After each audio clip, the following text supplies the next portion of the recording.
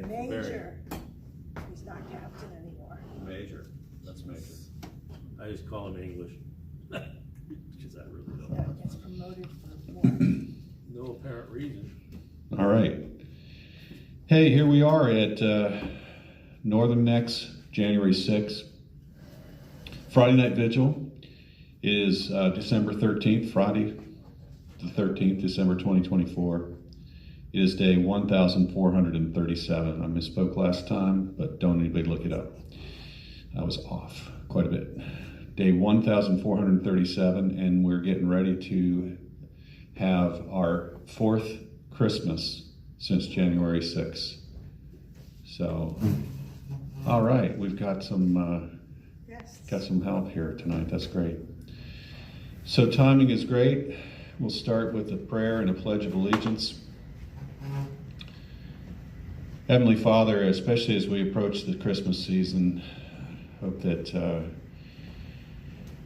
everyone that's affected by January 6th, the families, the people that are in the jail, people that are working through, advocating for them tirelessly every single night on Freedom Corner at J6.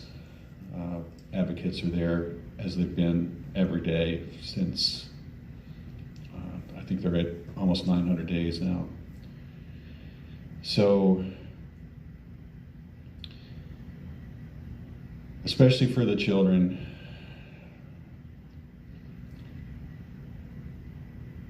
let's make sure that they have the love and support from those of us through our prayers and through our thoughts, and help them to have a good Christmas season. In Jesus' name, amen. Pledge allegiance to the flag of the United States of America, and to the republic for which it stands, one nation, under God, indivisible, with liberty and justice for all.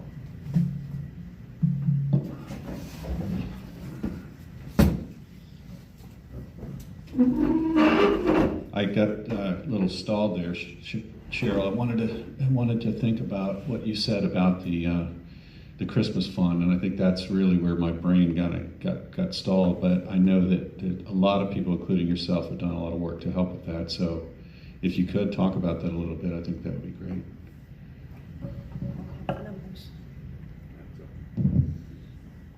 This weekend, I think it was Sunday, December 15th is the cutoff for the Christmas fund for donations and for registration. So if you would like to donate to the Christmas fund, go to patriotmailproject.com, and there's a button there you could click on to donate money for the Christmas fund. And right now there's 56 families signed up, and it's a little over $400 per family, so it's going to be a good Christmas for those who are signed up. And if you're not signed up, there's still 2 days to do that. And if you know somebody that you need contact information, you need the address, child's name, age, a phone number, a lot of contact information for the person who's incarcerated. So if you don't have that, or you don't have proof that they want you to sign up the family, then they're not going to be registered. They're very strict this year about that, and they want to make sure that they had problems last year about sending out checks and they were never cashed. So if you know somebody that can't, one of us, and you have all that contact information, then we could register the family and make sure that their children get a good Christmas.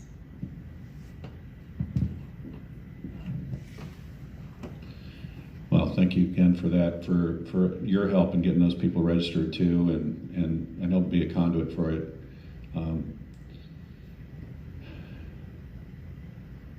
I think that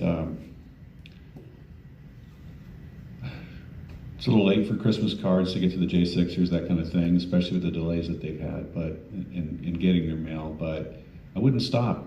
I last vigil we kind of did the math, and it sounded like they were at least 2 months behind on some of them. But then it sort of broke loose. As I talked to Rockney Earl yesterday evening, he said that all of a sudden, after they filed complaints, and all of a sudden they get. You mentioned it online.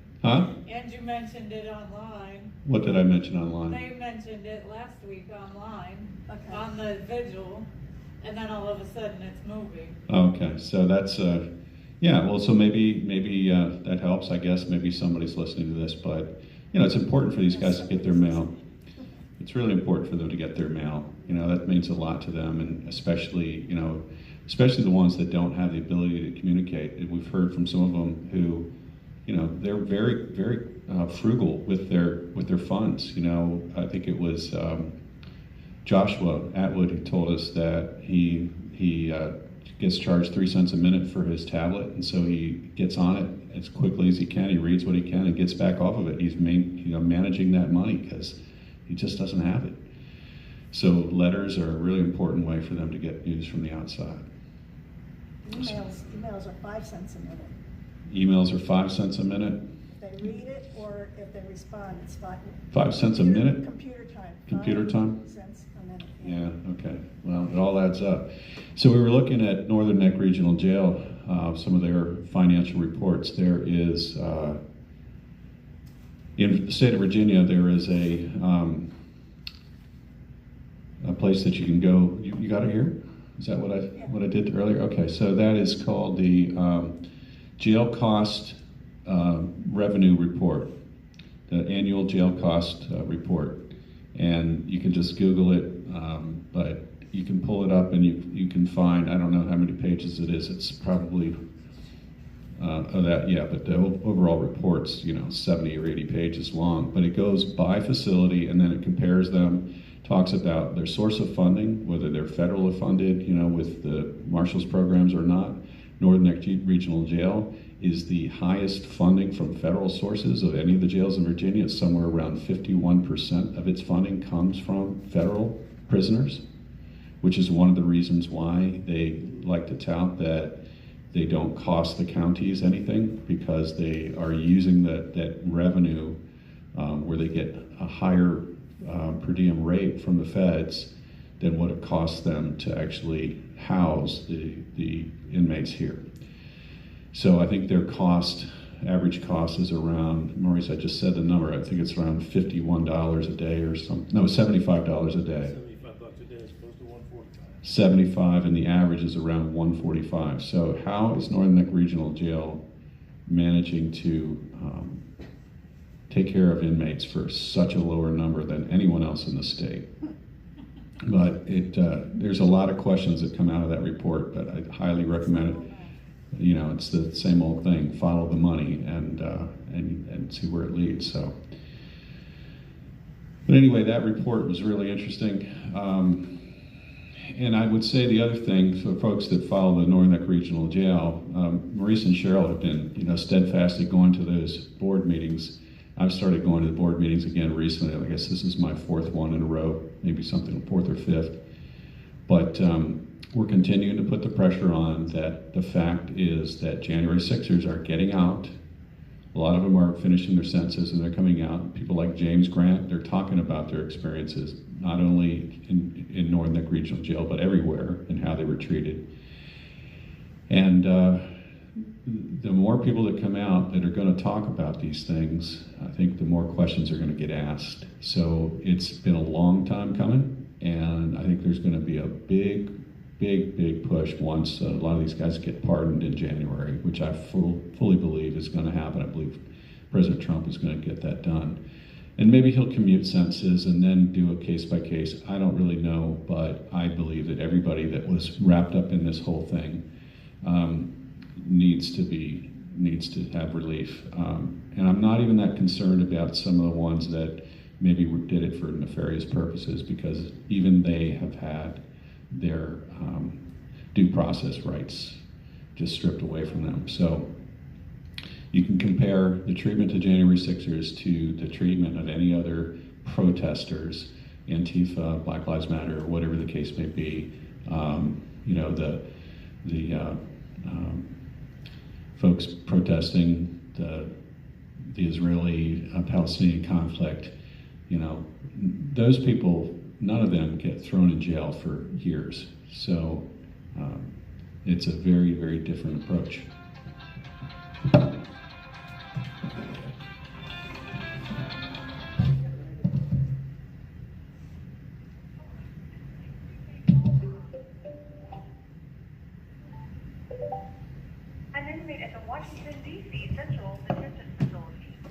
To accept this call, press 0. To refuse this call, hang up or press 1. Hello, this is a prepaid call from Josh Atwood. an inmate at the Washington, D.C. Central Detention Facility. To accept this 0. To refuse, your current balance is $28.62. This call is from a correction facility and is subject to monitoring and recording. Thank you for using Global Tellink. Hey Josh, how you doing? Hey guys. Josh, Hey Cheryl, how's it going? Hey Tom. Hi. good to hear Are you guys able to hear me? I can hear you okay. It's a little delayed. They pulled me out at the last second to take a shower. They said that if I don't take a shower now, I'm not taking a shower. And with us not taking showers on the weekend, I was like, all right, I'll take my tablet to the shower. I hope that I get service. So it seems like it's all working out as long as you can hear me. Well, don't drop your tablet in the shower, okay? Yeah, that, the soap, any of it. We hear you perfectly. Oh, fantastic. Hey, I just got a bunch of mail that was dating back all the way to November 2nd, which is strange because I had gotten the Centennial and some different letters along the way. I had gotten the Cheryl's newsletter about the what was her name? Marcy Goodwin and Suzanne Monk and all the stuff in between and the stuff about Taylor John Atkinson. I'm not sure how to say his name. Taylor Jonatakis. Yeah. Yeah, so I got all that stuff finally, and I really appreciate that. How's everybody been? We're good. Yeah, a lot of things going on, and we were just talking about our local jail board out here. We were just there Wednesday, talking to them, trying to understand, what's going on and what changes they've made, if any. It doesn't sound like a whole lot, but so we're still advocating for that, and of course we're following you guys and doing whatever we can to help you out. So, just doing our thing. I had just learned last night that one of the details was telling me that either the U.S. Marshals are going to be doing a walkthrough here soon to look at the facility, and they wasn't sure if it was due because Trump getting ready to come into office, and I guess Trump had different discussions about them wanting to close this jail down that was possibly condemned, or I don't know exactly the whole story behind it, but they have been trying to clean, and I was hoping that they would turn my toilet back on. It's been off for the last 2 days, and they still didn't turn my toilet back on. The cell next to me, the sink was a runaway sink, and it was filling up and flowing onto the catwalk. So instead of the guards going and turning off the valve, it strictly goes to the sink, on the cold water side, because it's only the cold water side that runs the thing. Instead of shutting that off, they shut off the entire closet, killing both rooms so they can't flush the toilet and can't use any of the water at all. Oh, that's awful. So it's gonna be a long weekend. Gosh. Well, I hope they do something special for that. I mean, that's cruel and unusual. I mean, it's one thing to leave you in there for as long as they do, but not to have that facility working, that's crazy. Is the heat good in your pod, or is it hot or cold? I didn't hear you. What'd you say? I was talking about the heat. Is the heat regulated in your pod? Are you at a good temperature? So my room is somewhat comfortable. If you put a blanket on instead of just a sheet at night, you'll wake up in a big ball of sweat. So I just stay down into my whites, and I keep a sheet on so that way I don't wake up disgusted, because it's very difficult to get you to get out to take a shower. So it's you try to stay as clean as you can. Lots of bird baths. They haven't even did laundry in the last 2 weeks. So everything has to be washed in the sink. Well, I haven't done Yeah. laundry in 2 weeks either, so. Yeah. Well, I only have three shirts and Exactly. 3 underwear, so Exactly. you gotta try to wash them as much as possible.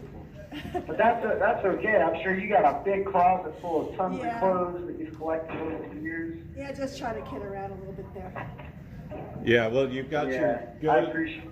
go to meeting underwear and your, Sunday underwear and then the other ones have to make do for everything else, right?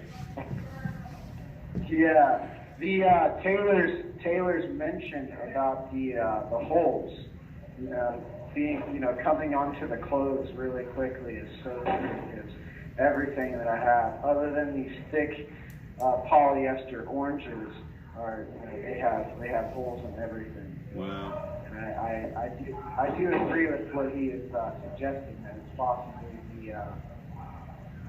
the intense laundry detergent. He's getting ready to come to try to move me to the TV room out of the shower room, so I'm curious to see how this is going to go. Can I walk with my hands in front? Okay, thank you, sir. And yeah, they have to handcuff me whenever I leave the shower or go make any movements outside of my room. Wow. Which is all bizarre because I don't have any write-ups or any disciplinary actions or nothing. So I'm getting a real experience in jail, I guess. Yeah. Wow. But on some good positive notes, I seen the interview with Trump and Kristen Welker. So that. Are you there? Yep. Yeah, we heard. We heard you.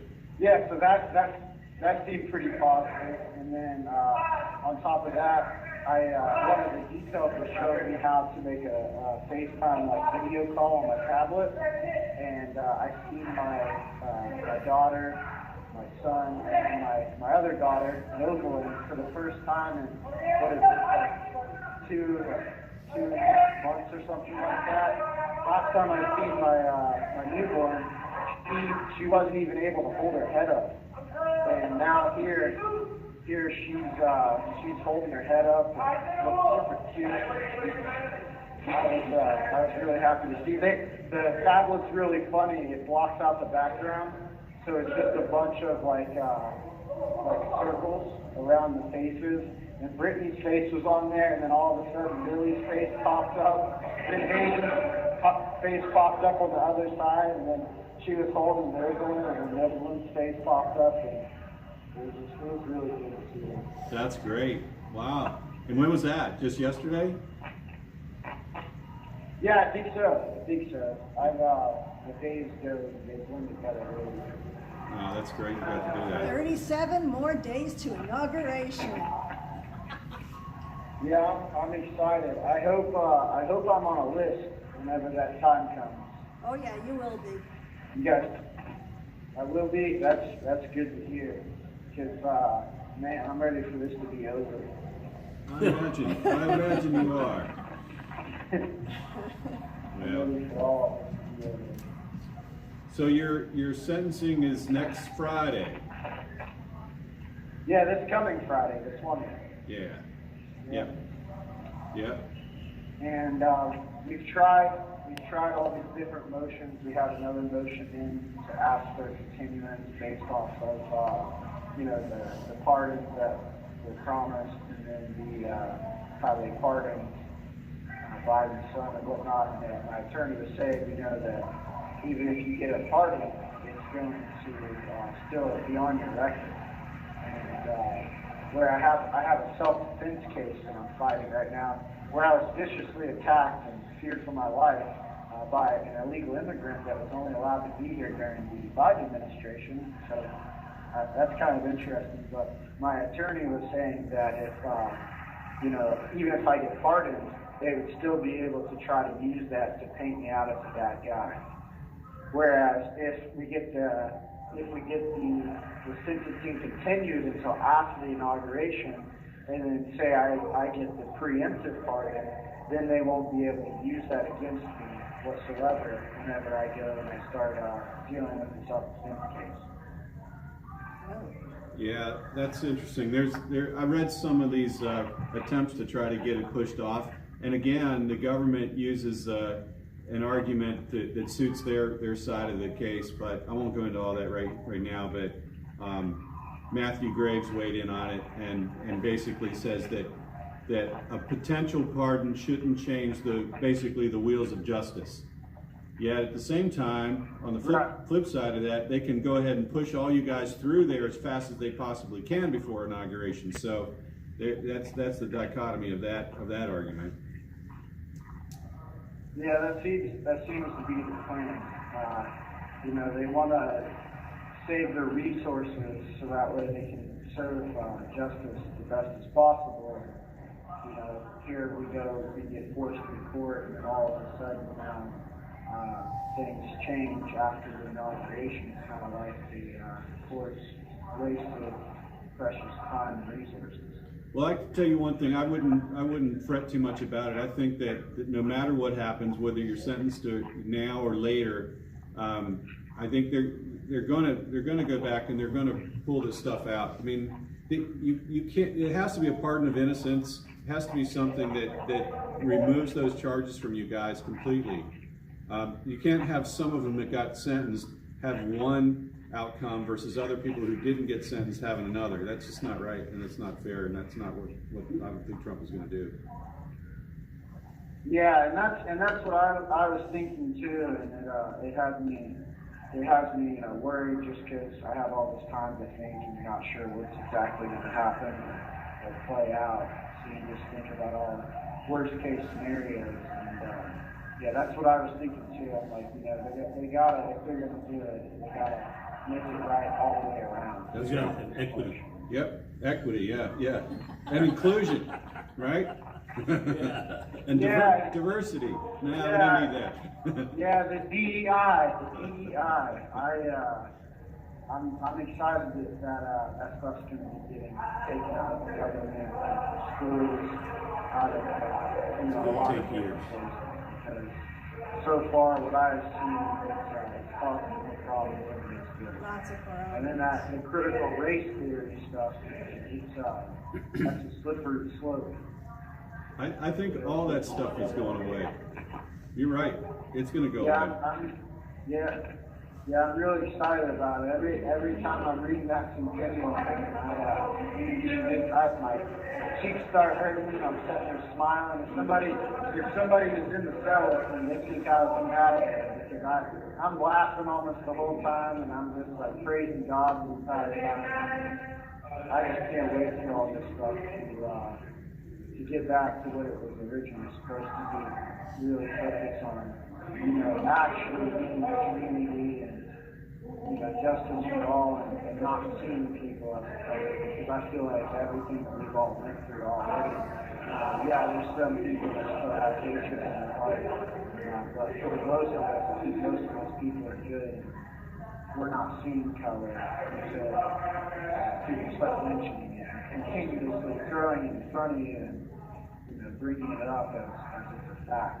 Yeah, agreed. I don't know. I personally, until I got to this jail, I never experienced racism, and most of what I have seen is people of all color are good people, and there are some people that just have it in their heart, and it goes both ways. One guy came in, I think he's like an Iranian guy, and he's sitting there throwing the N-word around and getting all these guys riled up. And, you should just hear all of this stuff. And as soon as it calmed down, I was like, you know what, I don't know where you're from. I was like, you want to hate on black people or anybody that's different? And I was like, they have just as much of a... You have 1 minute remaining. They have just as much part of this country and building this country that you want to be in as anyone does. So for you to judge them off of the color they're standing on the content of their character, I was like, you need Jesus and you got to get rid of that hatred in your heart. And then it was just really, really quiet and eerie, and it was it was nice that everybody was reflecting on that, because everybody calls me cracker, white boy. I'll walk up on the tier, they start going, look, it's a white guy, it's a white guy, and I just laugh. I used to hurt my feelings, but now I just think it's funny. But I wish I had more time, and I really appreciate all of you guys being here for us and giving us a voice. Just thank you. And thank you, John, for all your hard work, too. And same to you, Cheryl and Tom. You guys are just a blessing from God. I really appreciate you guys. Call anytime. Call anytime you want. All right? Anytime. Yes, indeed. I might not answer, but call. Thank you for using Global Telling. Goodbye. Hate those sudden goodbyes. Those, Josh Atwood. and his number is 389-632 if you want to. 389-632 if you want to go and give Sengo. Joshua Lee Atwood, ATWOOD from DC. Did he say his nickname is Cracker? Is that what he That's said? what they call him, yeah. Cracker, how about that? Didn't know that. Yeah, he's a good man, that's for sure. And he needs to get back out there and fix people's HVAC and refrigeration systems and washers and dryers and everything else that he knows how to do. Because Especially wintertime. I yeah, was gonna say, everybody I know has something broken. Yeah. that's when it breaks, when it gets cold or hot. Yeah. Batteries go bad, your furnace goes bad, your air conditioning goes bad. Everything happens when it gets extremely hot or cold. And it takes forever for a serviceman because everybody has backups. Yeah, and it's Christmas holiday and all that, so. Except for us, we know an HVAC person personally. We won't have problems. So I want to touch on something that Josh mentioned, Joshua. There was a case, there was a motion that was made by a J6er to have her sentence pushed off and delayed. And this response was filed on December 11th from the U.S. Attorney's Office, and it was signed by Matthew Graves. But essentially what the request for the motion was to delay based upon the fact that Donald Trump is going to be inaugurated and has talked about pardons. And so it's 6 pages, and they quote a lot of case law and put a lot of effort into this, but basically, just to try to summarize this, they say in here, the criminal justice system cannot operate on such uncertainty. Let me back up. The defense requests that the court delay the defendant's reporting date to an unspecified date in the future.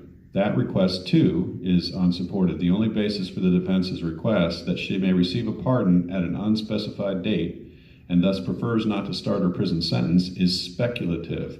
The criminal justice system cannot operate on such uncertainty.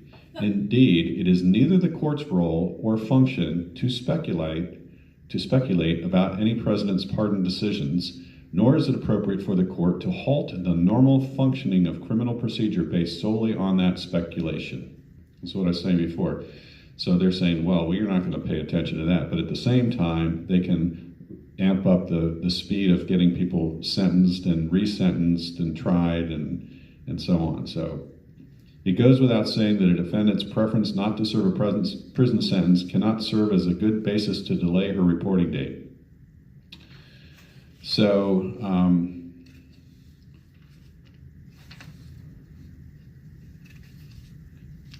last paragraph in here. In short, the defendant should not be spared from the normal course of criminal procedure based on her speculative hopes and desires that she may later benefit from a potential pardon. Because the defense has not cited good cause to delay the reporting date, the court should enter judgment without further delay and order the defendant to promptly report, consistent with other similarly situated defendants in this court and directives from the U.S. Bureau of Prisons, respectively submitted Matthew Graves, United States Attorney. So I think that is something that's going to get scrutiny at a later date. again, Matthew Graves, of course, is probably the single most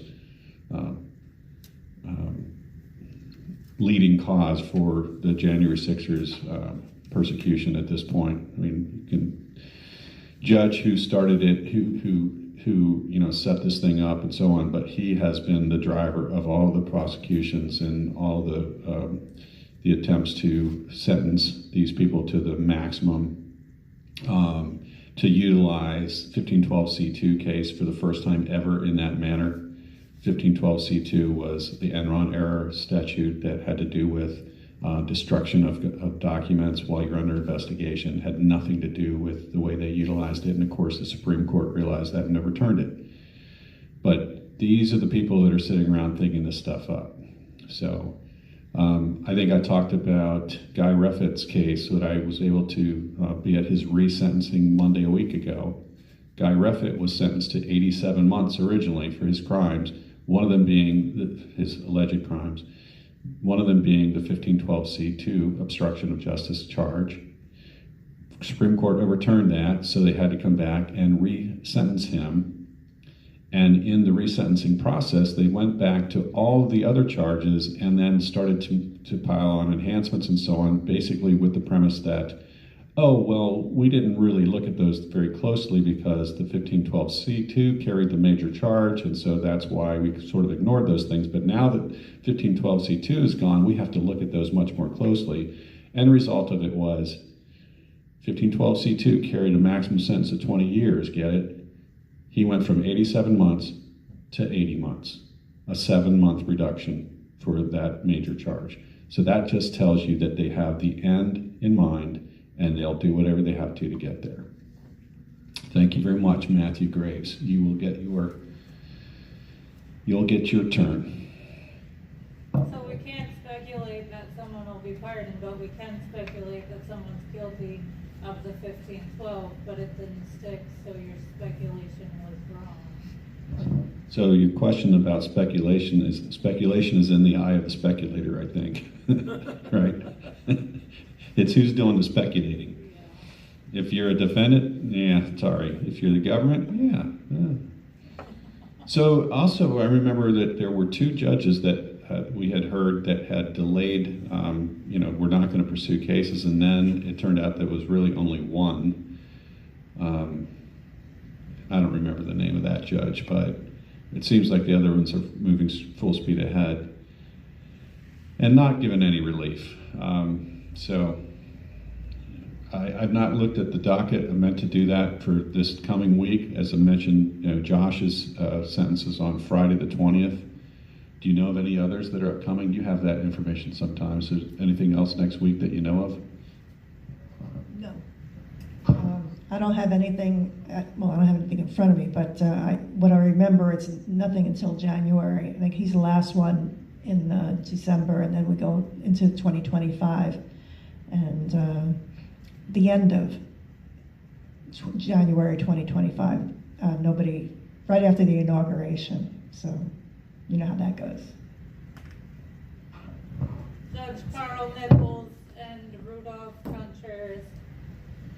Thanks, Heather. Nichols and Contreras were the 2 judges, but one of them, I think it was Nichols, that maybe he's continuing on with some of his cases. So anyway, I had heard that it was really only the one of them. Yeah.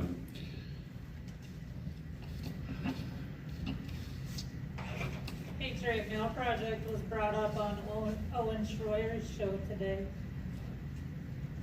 You want to talk about any of that? You want to come up, or you want to just? I can take the mic. You could take the mic, that you would hear, people will hear it better.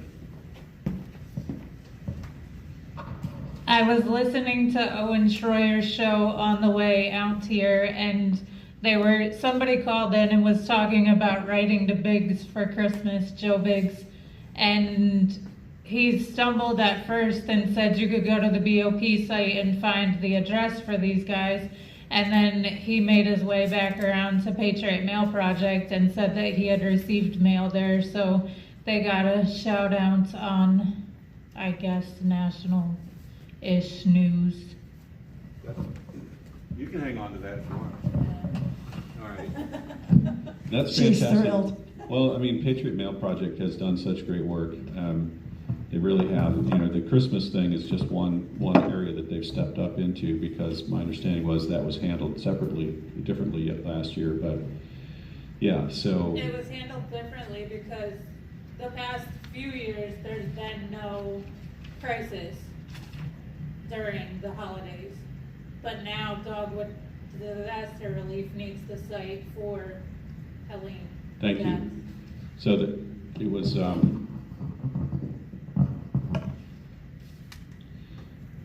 Heather, thank you. Dogwood Disaster Relief handled the Christmas funds the last couple of years, but because of the situation in North Carolina and elsewhere that they're working on, they are not able to handle that for the J6ers, which is why Patriot Mail Project stepped in. So thank you for clarifying all that. So did anybody see what was going on with Mar-a-Lago this week? I did notice that Daniel Goodwin was there and some others, and speaking of Patriot Mail Project, they had 145 letters that they were to deliver from January 6ers that they were to deliver to President Trump. I believe they gave them to Laura Logan, who then was going to get them to the president. So yeah. Was that the event last night? It was this week. I've lost my days, so I don't recall. But I thought it was Wednesday that happened, Tuesday or Wednesday. Well, I'm friends with Michael Flynn Jr., and I was looking at all the gowns over in Mar-a-Lago on his Facebook page, and I thought that it was last night. I don't think so. Let me look. I think it was Tuesday night, and the meeting was supposed to be Wednesday, but it didn't happen, I think. Yeah, you're right.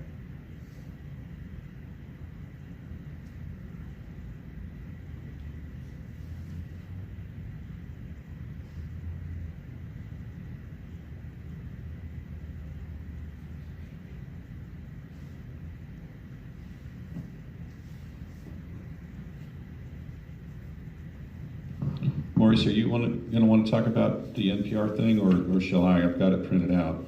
I'll let you go ahead and do that. I'm kind of wrapped up in something at the moment. Did they actually update it? They're not updating it on the normal Fridays, but the last time the NPR National Public Radio January 6th update was done was the 9th, which would have been Monday.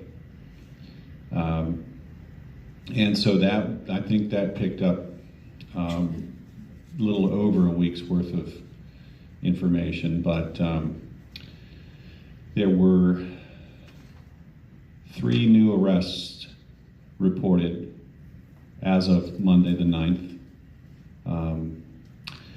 Robert James Bonham, B-O-N-H-A-M, 44 years old, from Wilsonville, Alabama, was arrested on December 4th in Alabama. Usual case is obstruction of law enforcement during civil disorder, assaulting, resisting, impeding certain officers, entering and remaining in a restricted building or grounds, disorderly and disruptive conduct in a restricted building or grounds. Now these are a couple that are not the standard ones, but engaging in physical violence in a restricted building or grounds, disorderly conduct in a Capitol building, that's one of the standard misdemeanors, and then act of physical violence in the Capitol grounds or buildings.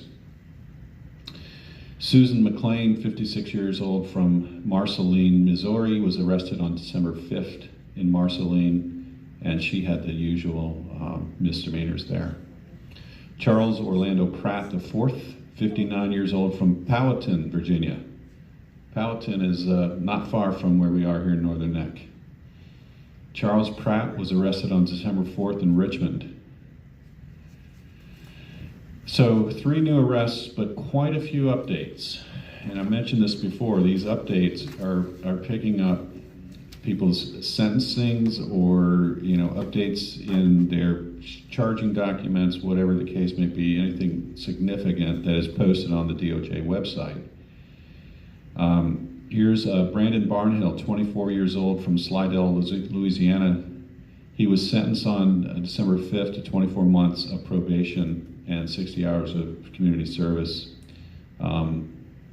His disorderly conduct in a Capitol building or grounds, parading, demonstrating, or picketing in a Capitol building or grounds. So remember this, folks. He pled guilty to both of his charges, and he got 24 months of probation. It doesn't say whether he had any time served or not, but it's really clear if you plead guilty, the sentence results are going to be one thing. If you do not plead guilty and they make the government go to trial, that same charges are going to get you a heck of a lot more than you do if you plead guilty. Matthew Brent Carver, 50 years old, from Vanceburg, Kentucky. He pled guilty to one charge, civil disorder. He had a slew of them, the usual, but he pled guilty to the one charge, and his sentencing is set for March 5th of 2025. Jonathan Copeland, we were there for Jonathan Copeland's sentencing on the 2nd. He pled not guilty to all charges. He was found guilty on all charges but one in a bench trial back in May. He was sentenced on December 2nd to 71 months of incarceration. And he was pretty quickly taken out of the DC Gulag, I think, the next day or the day after, and he was already shipped out. So John Copeland's one of the guys that has obviously been clear and near and dear to us here and a regular caller.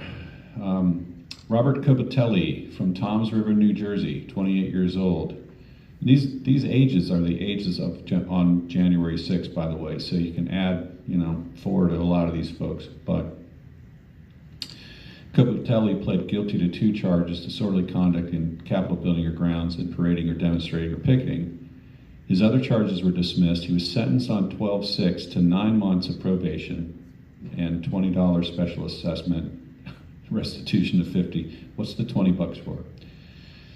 Gabriel Garcia, I got to meet him briefly again on, I guess that was on the 6th. It was last Friday when I was in there for Guy Reffitt's resentence. Gabriel had to go in, and he was free,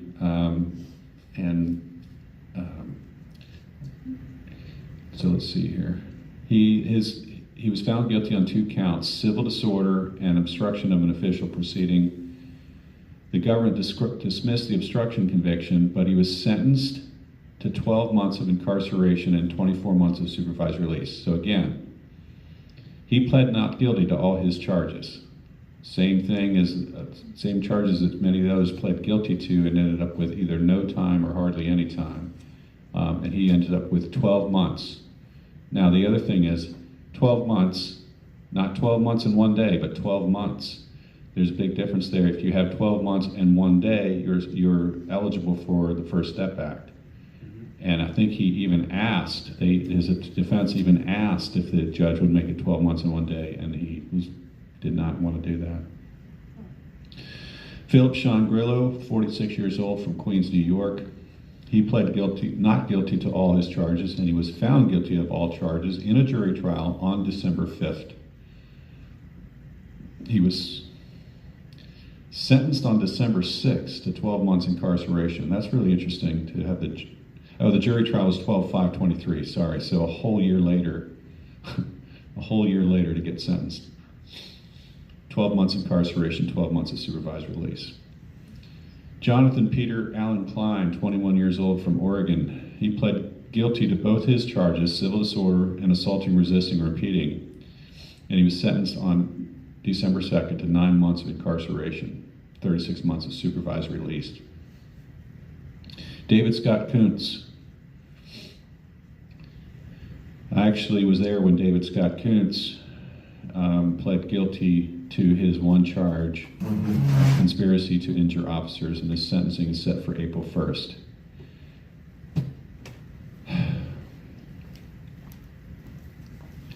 The judge actually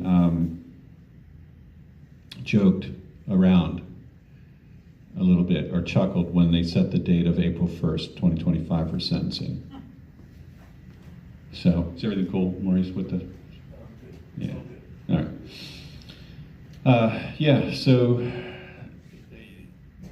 I got to meet him in the hallway outside of the courtroom and talk to him just very briefly. His attorney shows up literally within seconds of 11 a.m. when he was supposed to appear before the judge. They walk in. It took all of about 15 minutes at most, and pretty emotional for him. But he chose to go that route because under the advice of his attorney, you could plead not guilty if you want, but you're going to end up going through this process, and with the belief that a lot of us have that people are going to get pardoned. He felt that was the smartest move to go ahead and plead guilty to it, just to get through it. But here's another guy. I mean, he just told us a little bit about his life and what January 6th had done to him. Here he was a sheriff's deputy. He lost that badge and that job. He basically became homeless.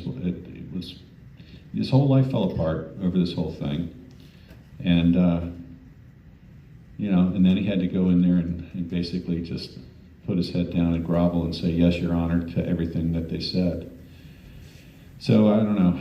It's something that you have to almost see to believe it, but it's pretty sad. But he did a good job. I shook his hand when he left the courtroom and told him that must have been difficult.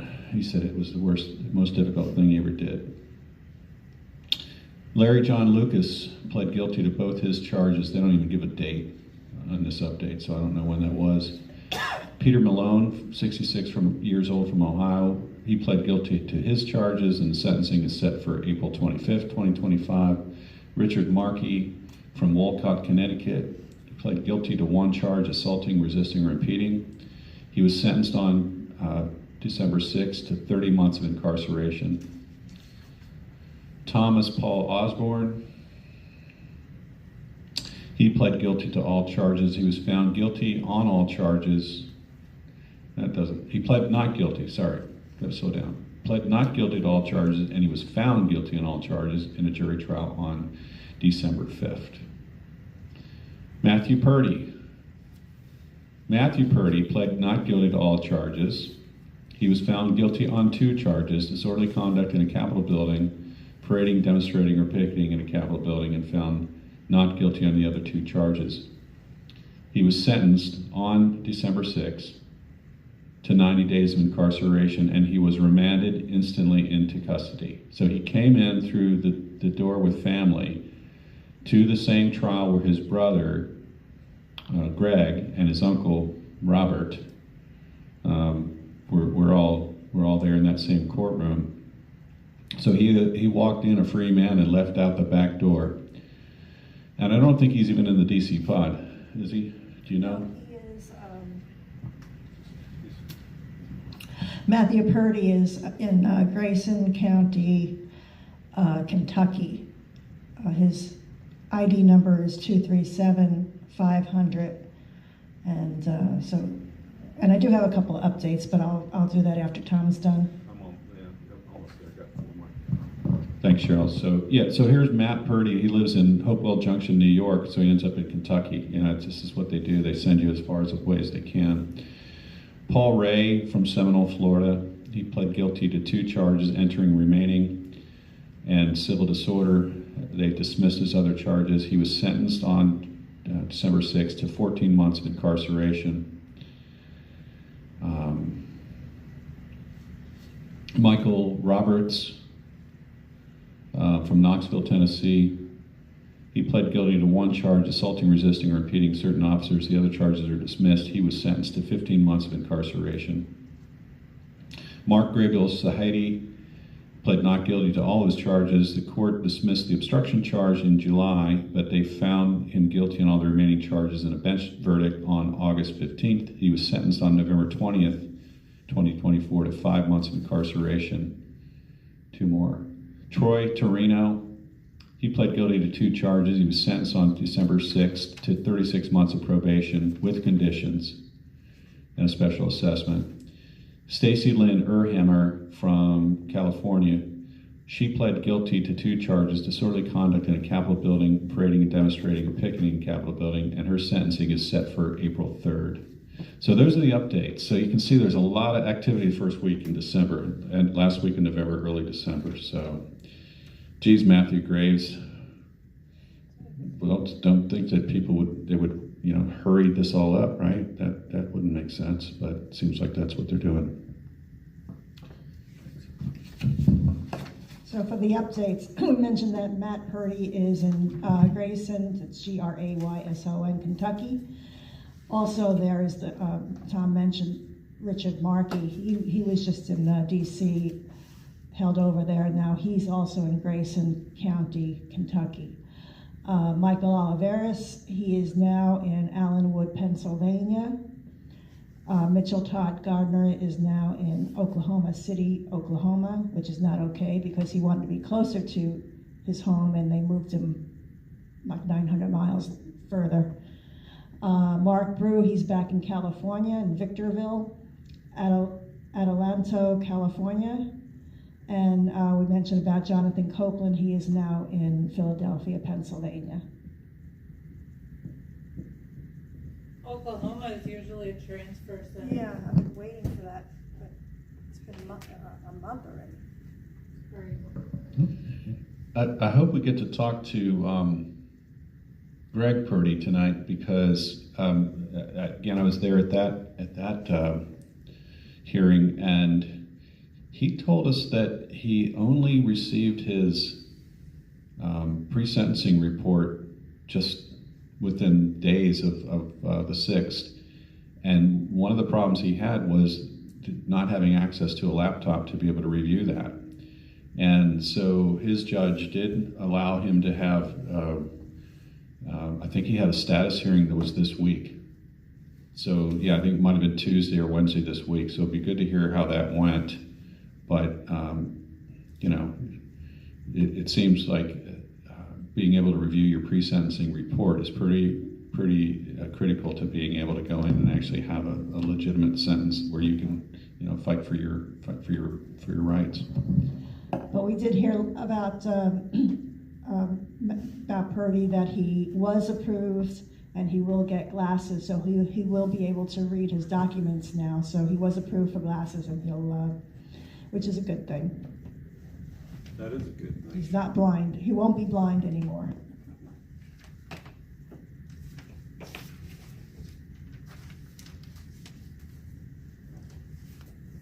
I haven't heard from the guys in the pod, so I don't know. I've tried 2 different ones, and I started early this morning. Well, there's not many left. Well, they know it's Friday night. I mean, we'll see if they call us or not. But I wanted to mention something that I've been following. On X, I try to follow as many J6ers as I can. And so, in a lot of these threads, you see people on there that you didn't really know about. So one that I've learned about lately is Jenny Cudd. And she and her husband are working on something called the January 6th or the J6 Road Home Project. And I'll give Maurice to put it up on the chat here, but they have a farm in Texas, and I don't know how many acres it is, but it's 60 acres or something like that. But what they want to do is to be able to put small houses, tiny houses on there, and provide a place to help people coming out of this whole nightmare, give them a chance to kind of get their feet under them and get life started. So the J6 Road Home Project.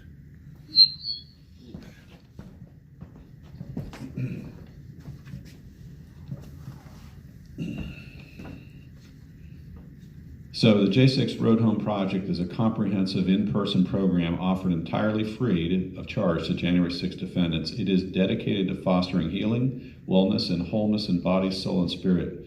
Many of these individuals have lost everything: their businesses, their homes, communities, life savings, and in some cases, even the support of their families. As they re-enter society, many are left without resources, stability, or a place to call home. The journey for the individuals impacted by the events of January 6, 2021 does not end with their release from incarceration. After months or years in prison, many of these individuals face significant challenges in reintegrating into society. They need our support to rebuild their lives, reconnect with their families, and regain their footing in the community. We believe in second chances and the power of God's redemption. Your generous contributions can make a lasting difference by providing these men and women the resources, support, and opportunities they need to successfully reintegrate and lead productive, fulfilling lives. Many January 6 prisoners have faced long periods of incarceration.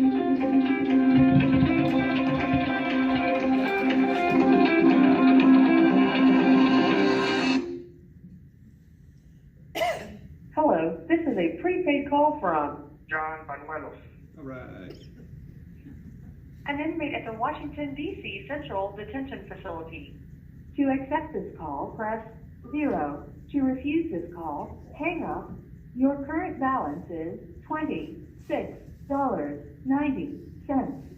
This call is from a correction facility and is subject to monitoring and recording. Thank you for using Global Tellink. Hello, Northern Neck, and hello, radio listeners. Hey, John, How you doing? This is John Emmanuel Banuelos. My inmate ID, hostage ID number is 389925. That's right. John, good to hear you. How are you doing tonight? You guys do. Good. I'm excited to be on you guys' show, and I'm ready for your hard questions and to be transparent. Oh boy, hard questions, okay. That's awesome. Well, let's start with, what do you feel like it's going to look like here in the next couple of weeks inside the DC jail? Are you going to be able to get the things that you need right now, between now and Christmas? I'm taking it one day at a time. I'm not just kind of one day at a time.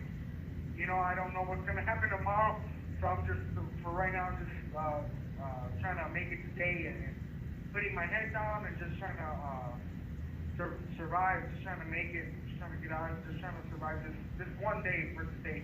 I'm not worried about tomorrow. Yeah. Just trying to get through today. Yeah. Are you getting mail? Are you getting commissary? I mean, are you getting the things that you're supposed to get, I guess is what I'm asking you. Oh, okay, yes. Thanks to Chinese MAGA. Hopefully Tina's listening. Hello, Tina, and Miss Joy, and yeah, I wouldn't mind. We just got a new thing on our tablet where we can FaceTime. So anybody that wants to FaceTime me and see Emmanuel Banuelos, John Emmanuel Banuelos on FaceTime, they could. I'll pay for it too. I got money on my tablet. 389925. So if anybody wants to chat and get to know me, Cal Poe, that's what the sedition hunters call me, Cal Poe. So yeah, if anybody wants to chat, see how we're doing. We are integrated now, so we're in PC, but we're other inmates. But yeah. Yeah. So did you said cowpoke, right? Yes. Yeah, that's what my nickname is. That's right. So I think you were talking about that last time, that you really like that kind of, you know, cowboy kind of stuff. Have you ever done rodeo? No, but I have a distant relative that has done it, and I've always admired country folk. I think they're the most intelligent.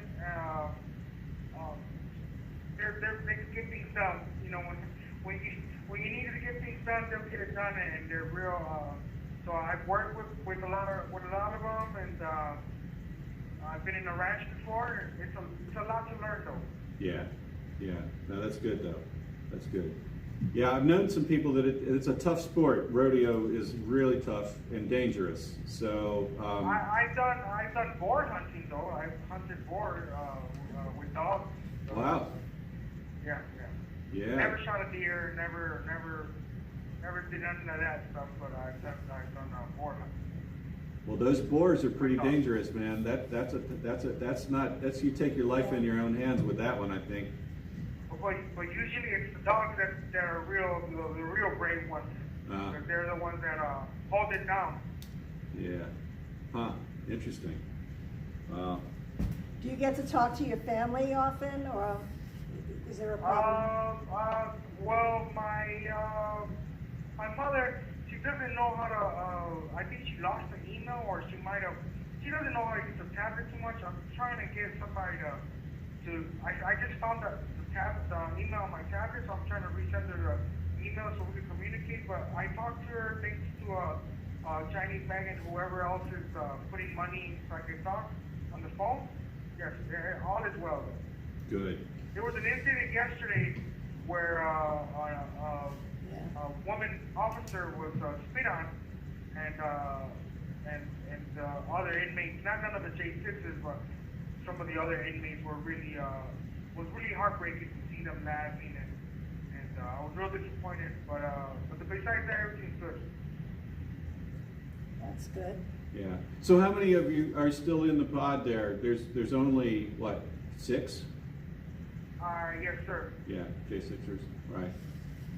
Yeah. And we have maybe more next door. Right. But they're misdemeanors from what I'm hearing.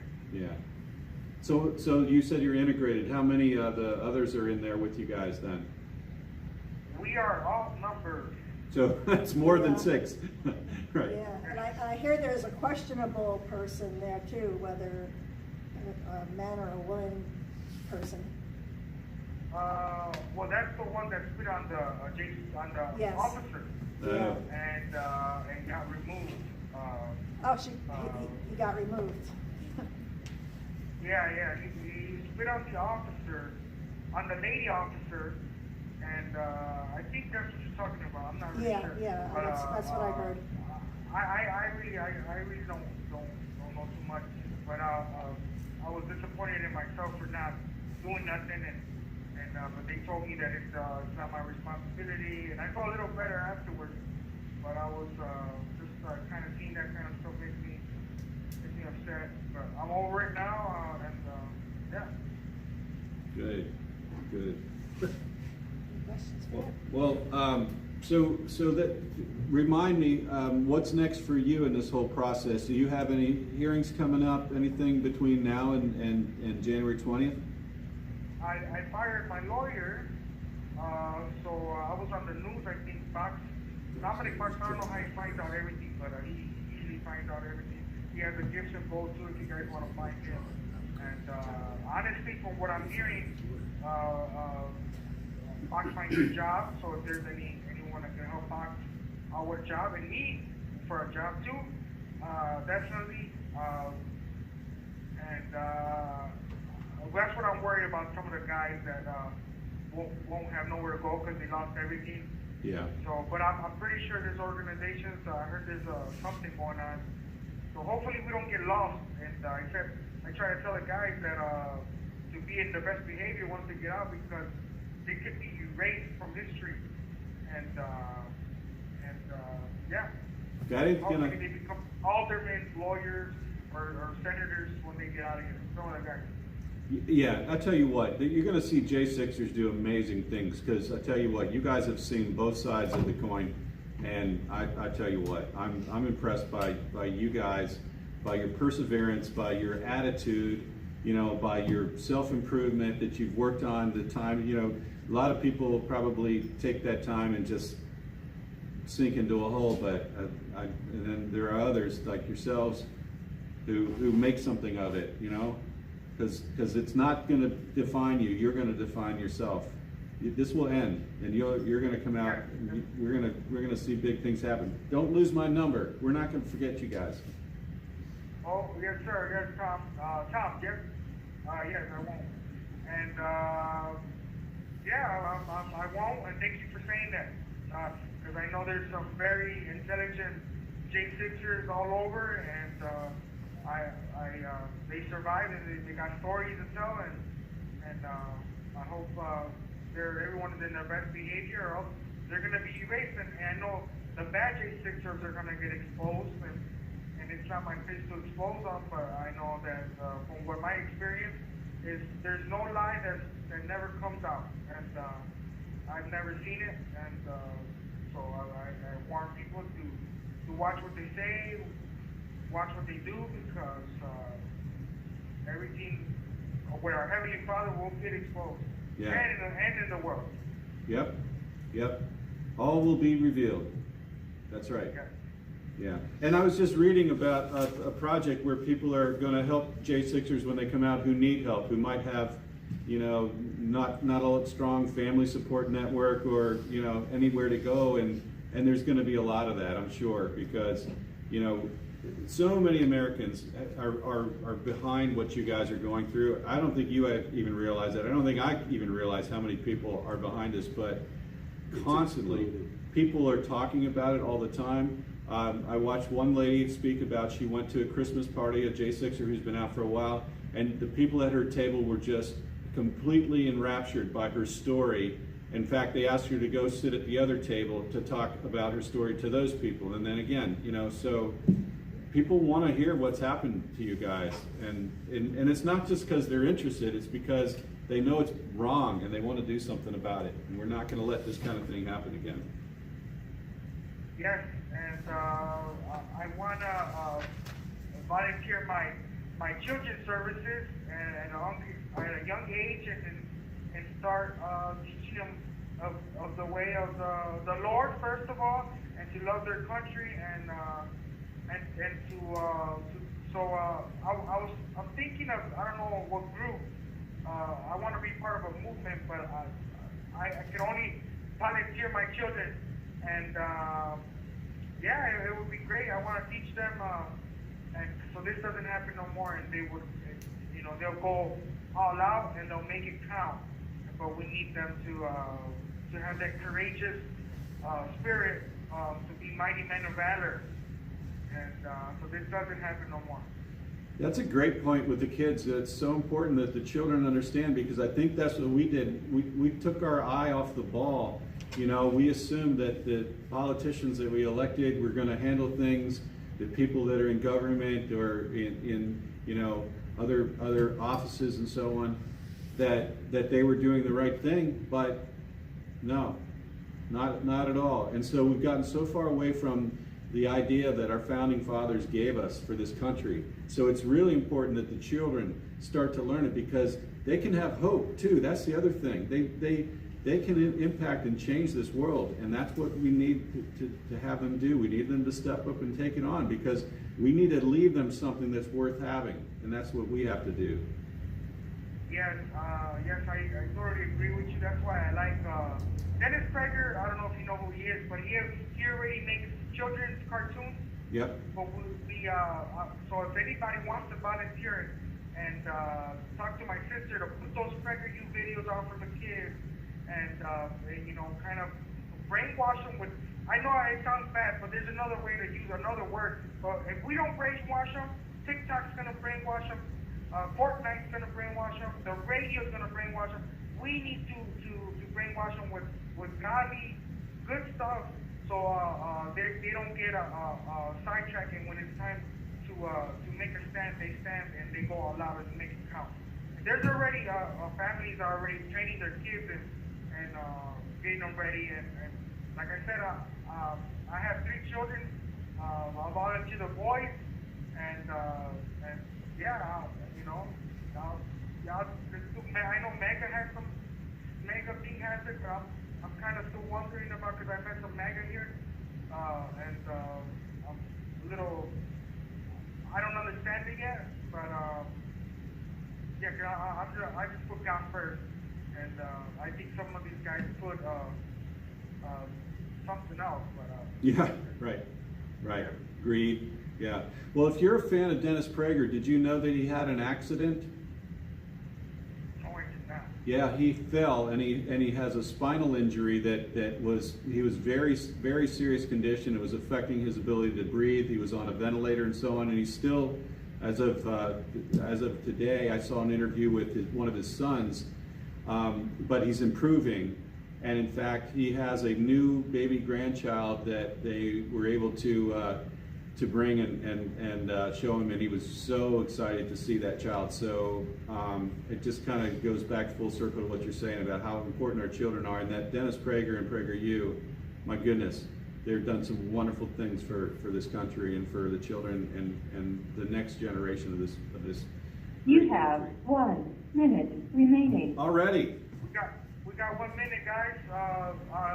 Hopefully they invite me again to speak next Friday. I love you guys. Thank you for your support. Don't forget to drink your water. My intentions are honorable. I am seeking right now. My mother and my sister are with my 3 kids, and I am kind of praying and hoping to find a mother for my kids that will love them unconditionally. Not the Hansel and Gretel with the stepmom, not that type, real one. And just pray for that for me, and a job, and for all of us in here, for their families and their jobs and everything. And yeah, I used to watch Dennis Prager with Otto, with his dog Otto, in the fire room chat. I remember. Yep. Thank you so much, and yes, we focus on the children first, and hopefully invite me. Thank you for using Global Tellink. I didn't know Dennis Prager was in an accident. You didn't know that? I know he had thank you. He had a fall. Is what I don't know how. I don't know when it exactly occurred. I just ran across that today, but yeah, it sounded like he's improving. So, but it's going to be a long recovery. I like when John says, "My intentions are honorable." So, there you go. He's a good guy. Yeah. He always talks about drinking water. He must have a. Drink your water. Yeah, he must care about that. Must have. Some of them are absolute health nuts. Well, let me try to finish this little thing with, I was talking about the J6 Road Home project. So,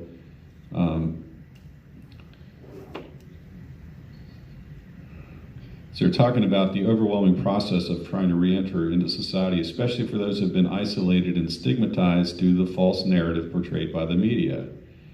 Yeah, by supporting their re-entry into society, we are not only helping these individuals regain stability, but also ensuring that they have the tools to make positive contributions to their communities.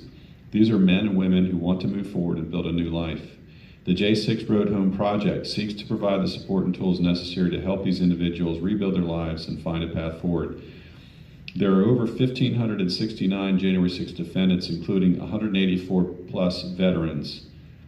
And she quotes Hebrews 13:3, "Continue to remember those in prison as if you were together with them in prison, and those who are mistreated as if you yourselves property." Ooh, sorry, that got cut off. But anyway, I think that's. Let's see. Doug and Jenny have worked tirelessly to create a supportive network of local business owners, guests, and patrons eager to employ and mentor the J6 defendants. Their network aims to provide them with opportunities to reestablish themselves in a welcoming, conservative, and patriotic community. Their first major goal is to raise $500,000 to construct tiny homes and the necessary infrastructure to house 3 to 10 individuals on the site. These homes will provide a safe space where participants can learn new job skills, embrace sustainable living, and begin the journey of healing and forgiveness, physically, emotionally, and spiritually, all at no cost to the defendants. So again, that is the J6 Road Home project. You found it? That's it? Probably. Go back. J6 Road Home. Yeah. I want to find out who that person is. The military guy. The dirty guy. Not James Madrid.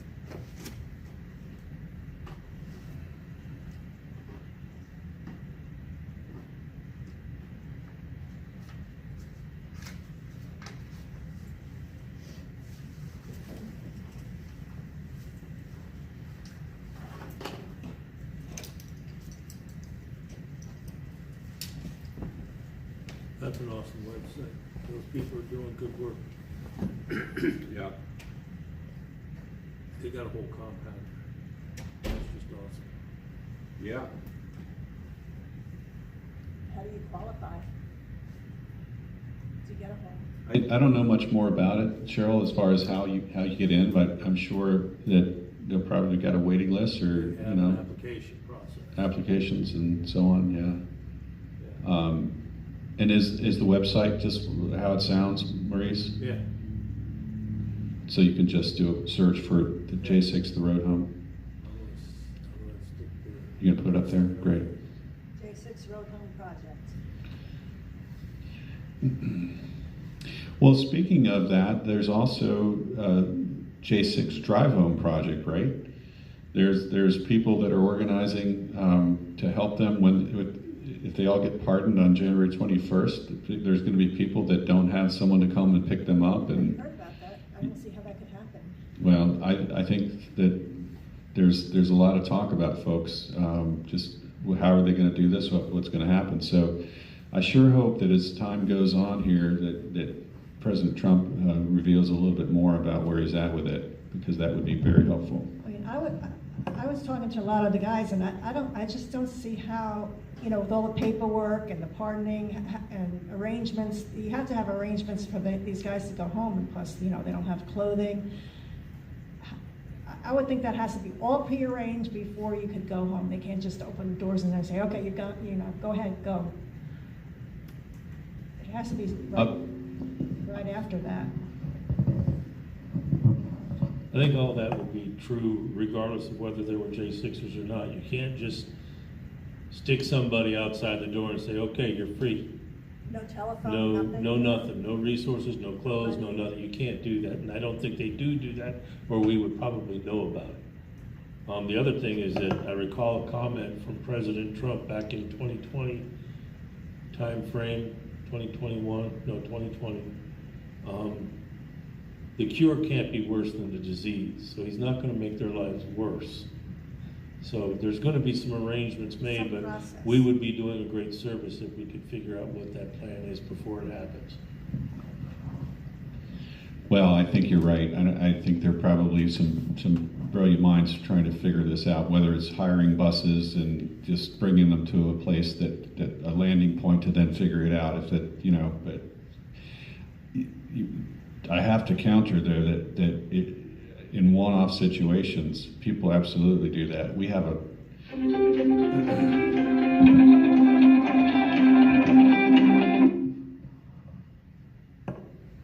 Hello, this is a prepaid call from Dominic Fox.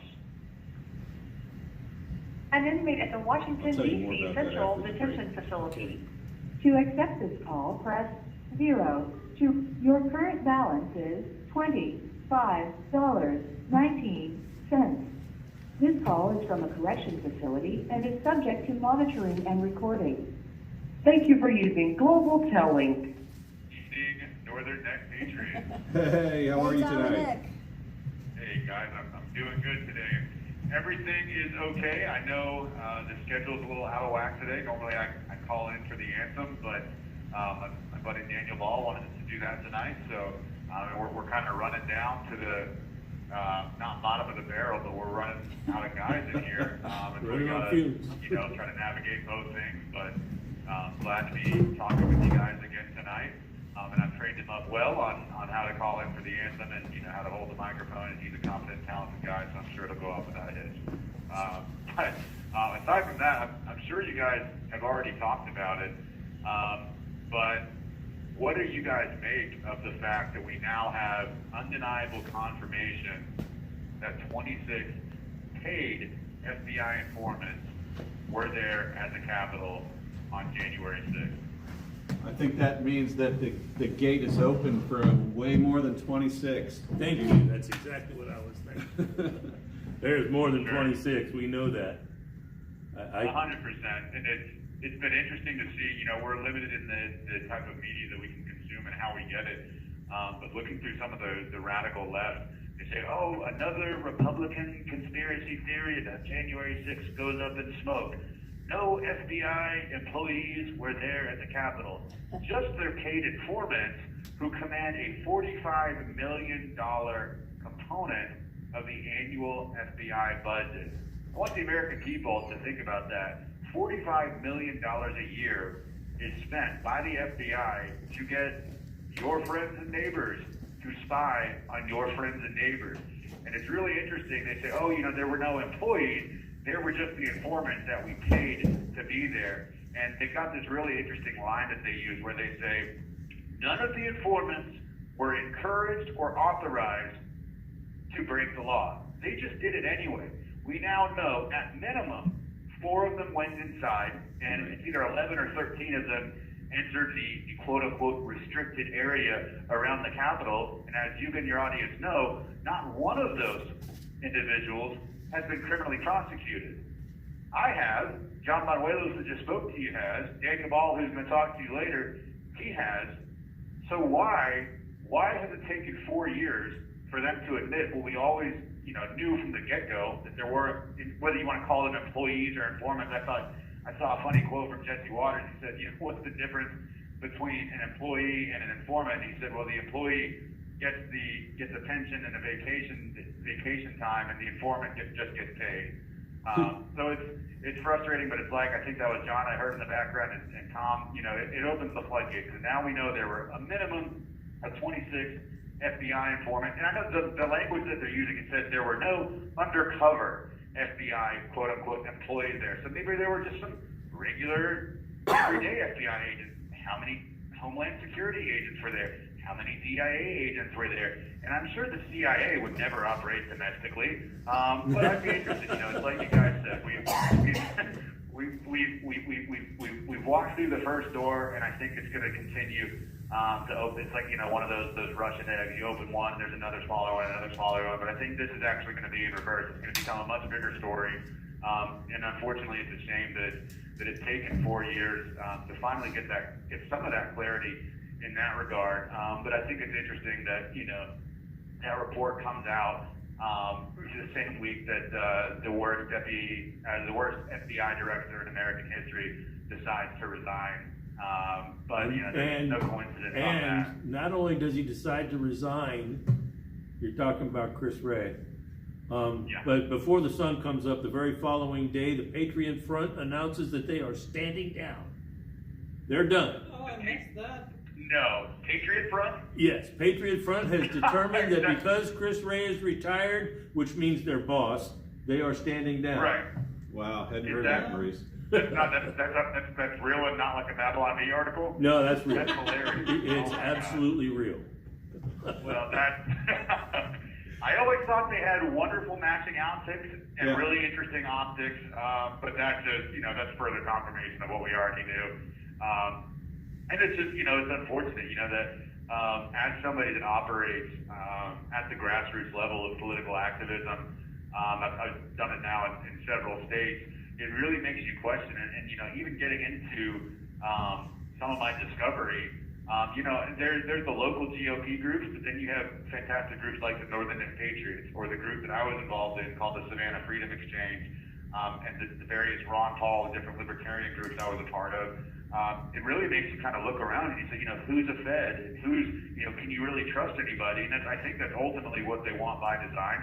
And it's so tough to, get out and, one of the things the FBI, or not the FBI, the DOJ got on to me about, and they were saying, because I was I was invited to a new group, we were starting a new group, and I made the comment that, hey, we need to vet these people that are trying to join and make sure we know who they are. And they were like acting as if I was some type of, weird, activist mastermind or something. And it was just like, no, hello, I know what you guys are doing. I know that you embed informants. And I think every January 6er, certainly those of us that have been charged, deserves to know who those informants were, what their activities were. Because as somebody that worked, I'm a fan of etymology, I'm a salesman.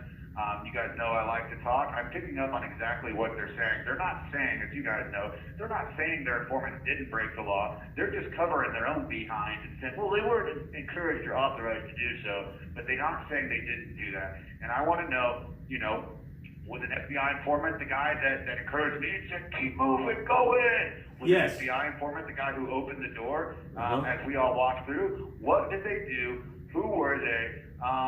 And, you know, it's not, I don't know. They said there was only 3 that were tasked with being there. And, you know, based on what I've not been able to see the whole report, but it said, you know, one of them was tasked with monitoring one guy, and then the other 2 were each tasked with monitoring 2 other people. You know, who was that? Was I one of those people? Was John Banuelos one of those people? Was Daniel Ball somebody that they were monitoring? And you know, more than likely not, because you know, I'm not a domestic terrorist, and I've got no proclivities or that type of language on my social media accounts. But the American people deserve to know. Our families deserve to know. And I would bet every single dollar that I have, and it's not too much after going through all of this, but that those 26 FBI informants played an active and engaged role in the chaos that ensued on January 6th. That didn't have to take place. Oh, Agreed. I agree. Yep. Agreed. Yep. Now you go back and you start looking at if you look at it from a 10,000 foot level, at the crowd that was there, you can pick out the hot spots. And you know that there was an instigator there on the payroll. Absolutely, and it's something that we've always talked about for so long. And you know, I'm of the opinion that I think there was probably at least 800,000, if not 1 million people there that day. And you know, we'll say conservatively 100,000 of us actually made it up towards the Capitol. It would not take 10,000 or even 5,000 people to navigate and instruct the crowd. It takes a very small, like you said, a very small and coordinated group of people with operational and tactical training with a predetermined outcome in their mind. And with the energy and the emotions of the crowd, it would have been it only takes 26 or 30 people to say, hey, let's move this thing and you know, dictate what happens. And I'm glad that, you know, finally we do have some confirmation about that. But I also want to say, I know we're almost a week removed from it, but man, I'll tell you, when we got to see that Meet the Press interview with President Donald J. Trump and Kristen Welker, where he reaffirmed that, you know, on day one, those pardons are going to be coming out. It was such a breath of fresh air, and it's so welcome. I know it just gives myself and the other men in our families such a relief, and we're so thankful for that. We've heard, you know, I heard something today. I met with a nice lady by the name of Kathy who spoke to some of the Freedom Corner people, and they said that, you know, within an hour of the inauguration, all of us who have not been sentenced yet, we're going to be pardoned. Then they're going to start working through the people that have been sentenced, and they said there's a process in place, and it's just nice to be, you know, looking. I think we're at like something like 35 or 36 days, and it's just, you know, I'm really anxious and looking forward to getting back to my, you know, my regularly scheduled programming. Oh, no doubt. Yeah. Exactly. Imagine. Wow. Yeah, it's Good. That would be a great birthday present, and I want to say happy birthday. Your birthday's Tuesday. We won't be able to talk to you then. Well, thank you. Yeah, no, my birthday's on Tuesday, and I got two cards from you, Cheryl, already. I love that. Or I think they were at least definitely one of them was from you with Trump, and I just want to say I appreciate that. I've actually got one from last year that I still have, and I just want to say I appreciate all of you guys for what you're doing. And I did want to put out a call to action. Myself and actually everybody that's going to be talking to you tonight, we actually are all find ourselves in unique situations. It's something, you know, the guys always kind of laugh at me because I always plug my Give, Send, Go. And it's not just because I'm trying to rake up, you know, a bunch of money or anything. I've not done that yet, but it is for a purpose. I've got a misdemeanor driving infraction out of the state of Florida, and right now the Jacksonville Sheriff's Office, I actually have a bond that I have to pay if I want to walk out of here on January 20 with everybody else. And the total figure on that, I'm trying to raise about $1,500.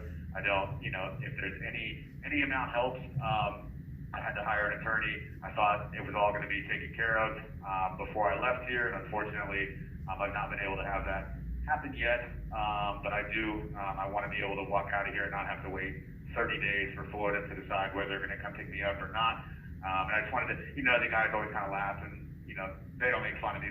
They all know my gifts and go, but it's just ultimately, I just want to put that out there. If anybody's able and willing to chip in, I would really appreciate that. Anybody out there listening, just document that, or if you know my mom and you feel more comfortable sending it anything that way, that would be great. But this is not about making money. This is about making memories and telling the stories of myself and the rest of the J6ers. But I did just want to clear the air on that and just kind of, it's something that I've kind of kept close to my vest, and I've not wanted to talk about, but I'll say nobody was hurt. I didn't do anything. There's, more to the story, and I am fighting the charge, but there is, unfortunately, a detainer on me that I've got to get cleared up before I leave. And so other than that, I'm excited to announce, John, I didn't keep up with Kentucky all the way through the season, but though it was not the incredible trip to the college football playoff that I hoped for my Arkansas Razorbacks, we did finish 6-6, which surprisingly is enough to make it to a bowl game. And on December 27th, my Arkansas Razorbacks will be playing the Texas Tech Raiders in the world-famous AutoZone Liberty Bowl. So be sure to get your tickets now and head to Memphis 2 days after Christmas. So I know it's on everybody's bucket list. Oh, sure. Razorbacks and Razors, huh?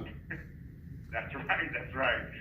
It was, man, I'll tell you, so I actually, my freshman year of college, it's funny how, Nietzsche talks about the concept of eternal recurrence, and, everything that's happened will happen again. And I kind of feel like I'm getting back to, that freshman year of college was such a profound and fun and exciting time in my life. And I feel like, going forward, these next couple of weeks are going to be a form of rebirth as well. And it'll be fun. I hope I get to watch the game. But, man, that was, people think, Memphis, Tennessee. But I will say that other than January 6th, it was actually the first one, I think it was January 2nd of 2009 when I was there last time. But I've been to the Liberty Bowl. It is horrifyingly cold in Memphis over the wintertime. It doesn't really make sense, but be sure to tune in on December 27th to watch my Arkansas Razorbacks Tech Red Raiders. Dominic. This is Maurice. Yeah. I need to get information on that jurisdiction you mentioned for 1,500. Yes, sir. Yeah, it's Duval County, so it's Jacksonville. Okay. Sounds good. He's writing it down. Yep, and I can actually, if you guys, I know you guys have my mom's contact information. This is, I know we're on a recording, so. You have 1 minute remaining. To reach out to you guys, or just any, that Yeah, no, I hate like soliciting or anything like that, but it's just they say closed mouth doesn't get fed, and I just it would be a great moment in my life if I'm able to walk out of here with everybody else, and I would just really just know I appreciate you guys. I love you guys, and thank you, Cheryl, for the birthday cards. Thank you guys for all the prayers. Thank you guys for giving us a platform to share our voices. I'll talk to you guys again next week. It's Dominic Xavier Bach, the first one and only, still hanging out in cell number 9, where it's all fine. Number 387-287 in their jail records. Number 1 in my mom's hearts. God bless you guys. I love America. Thank you. God bless you. Good night. Thank you for using Global Tellink. Always gets it all in just perfectly. Do you have Dom's mom's information? I don't know that I do or don't. I have it. Okay. But I did find it, but I also didn't notice. Well, we can work that out, as long as we know someone's got it.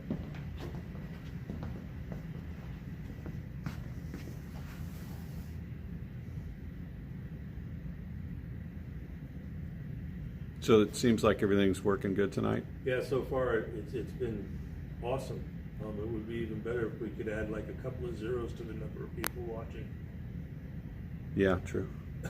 True. Well, hey, welcome everybody who's here, and always share it out, of course.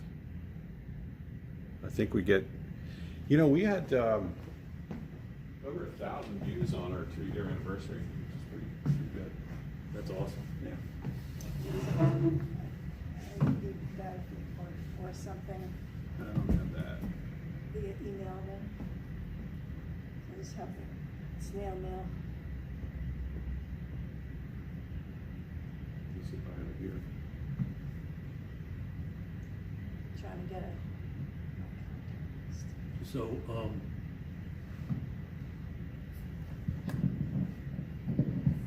I'm sure a lot of people are aware that James Grant posted a short video on TikTok and got his ticket punched.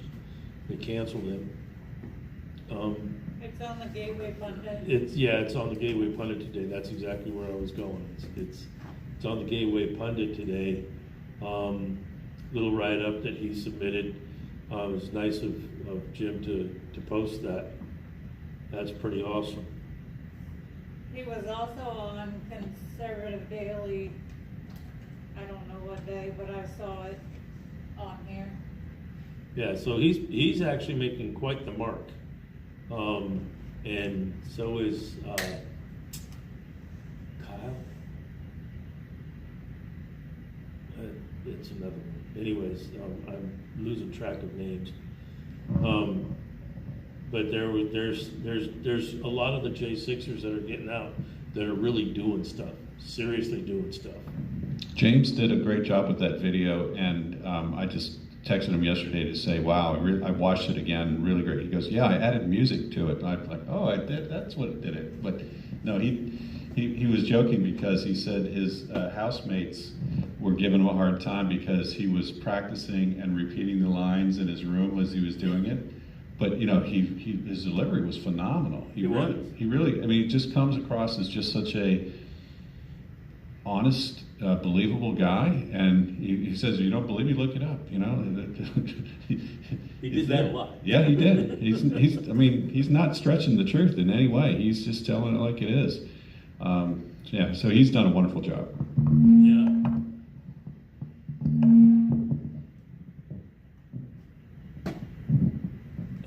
I think there's so much of it coming out now, and these guys are producing their own. I'm seeing podcasts, and I wish I could remember his name right now, but you know, I'm pushing 64. I have license. Anyhow, there's a lot of stuff going on out there, and I think that it's wonderful because it's the people and the collateral damage, the soldiers out there, and it's kind of interesting because even that website that we were just talking about, the Road Home, even on that they've got a list of J6 veterans. They're not calling them anything. It's like they've already been to war. This is it. They're J6 veterans, and so the word's getting out there more broadly, more deeply than it was just 3 years ago when we were reliant on mainstream media to tell lies. Sean Dennison has a Rumble channel. Yeah? Yeah. Awesome. Awesome. Let's see if I can find that name that I can't remember.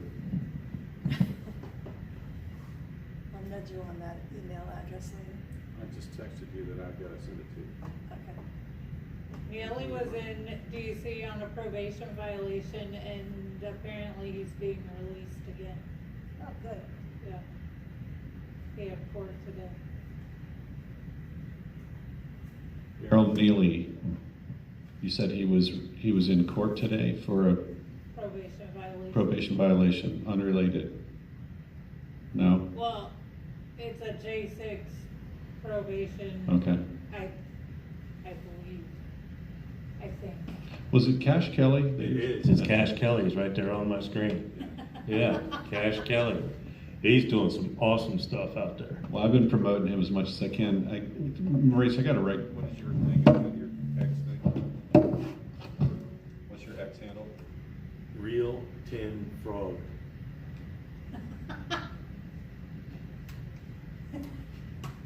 All one word. I have like 10 shirts for him that say that. That's all he wears. Oh, you don't need to forget that. Well, Cash, you remember when he was here, you guys, do you remember him speaking to us outside the jail? Yeah. You know, he was just so natural, just really, you know, he was great to talk to. I think we only spoke to him a couple of times because he wasn't here for very long. It might have even been once, I don't remember, but I'd never have gone back to look. But they were joking because he was so nice and so friendly. He was walking up to everybody in the place, in the pod, and introducing himself and talking to them, and you know, everybody was joking that they had to get rid of him because he was too nice. and he was going to mess I up. believe it. Yeah. I believe it. I watch his stuff on X, and I'm like, I think This he guy went is through there two awesome. times, didn't he? I don't know if he was there twice. I I don't. think he was, because I think he was there when the guys were still there, and then I think he came back through on his way out of DC, but I could be wrong. I don't know. I mean, the last person that I have in my records is Jeffrey Brown. Remember, because he was he was there all by himself for several months. It seemed like he was like, I'm glad everybody else is gone, but I don't know why I'm still here. And then finally he was gone. And then I think there might have been one or two that came through just real quickly that I added to my list later. But the last one that spent any real amount of time was Jeffrey Brown. Yeah. I haven't heard. Do you all follow him? What's going on with where he is? Have you seen anything about him? Jeffrey. Jeremy's I think a little bit more high Jeremy's profile. from Florida and still in DC. Jeffrey Brown is from California. Jeffrey's from California. It took me forever.